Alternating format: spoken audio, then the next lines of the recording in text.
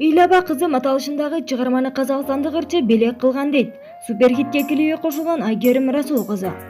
Super.kg порталынын медиа портал бөлүмүндөгү суперхит долбоору кыргыз эстрада ырчыларынын видеоклиптерин колдонуучулардын сынына коет. Сынактын шарты боюнча колдонуучулардын добушу аркылуу 10 клип электен өтүп, ар тараптан жеңүүчүсү аныкталат. Аптанын шаршемби күнү добуш берүү токтотулуп, кайсы видео композиция канчанчы орунда экендиги жарыяланат. Эң аз добуш алган клип суперхиттен четтетилип, анын ордун жаңыр толуктайт.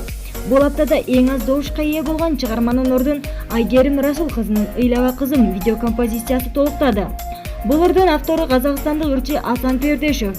Ал мага ырды сунуштап, белек кылган. Клиптеги каармандарды клипмейкер Эрнест Сыдыков менен менин продюсер менеджерим Назира Бактыбекова тандаган.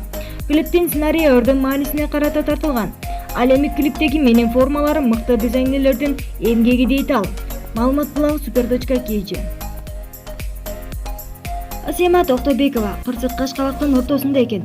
Кырсык Кашкабактын ортосунда демекчи барыңыздарга белгилүү болгондой эле 10 күндөй мурда тагыраак айтканда 17-июлда жагымсыз окуя туш болуп, жакында эле ачылган Асем Бьюти салонубуздун 2 филиалынын ресторандан чыккан өрт тилекке каршы өз залакасын тийгизип, жалмап кетти эле.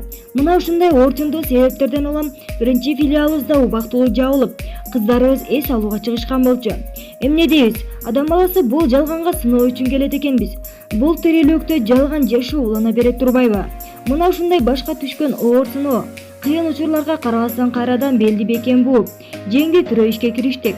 Айтаарым эртеңден баштап урматтуу биздин сүйүктүү кардарларыбыз, биз сиздерге Москва көчөсү 124 Орузбекова көчөсү кесилишкен даректеги салонубуздун каалгасын жакшы тилек, келечекке койгон бийик максаттар менен ачалы деп жатабыз, деп билдирди Асема Токтобекова.